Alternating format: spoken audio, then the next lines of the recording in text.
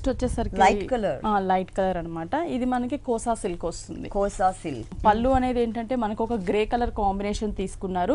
Border wise ఇచ్చారు మనకి. ఇక్కడంతా కూడా మ్యాంగో ప్రింట్ ఇచ్చారనమాట బ్లాక్ కలర్ కాంబినేషన్ లో.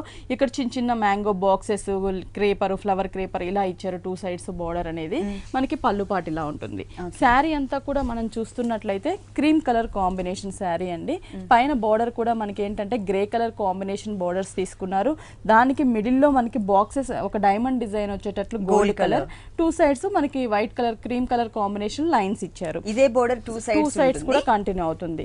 మిడిల్ పార్ట్ అంతా కూడా మనకి క్రీమ్ కలర్ మీద మనకి డాట్స్ టైప్ లో మనకి ప్రింట్ ఒక మ్యాట్ స్టిచ్ ఎలా అయితే ఉంటుందో క్రాస్ గా, సేమ్ అదే టైప్ లో మనకి ఓన్లీ అవుట్ లైన్ మాత్రమే ఉండే విధంగా లైట్ కలర్ సారీకి డార్క్ కలర్ తో ప్రింట్ ఇచ్చారు. టోటల్ శారీ అంతా కూడా మనకి ఇలాగే ప్రింట్ ఉంటుంది.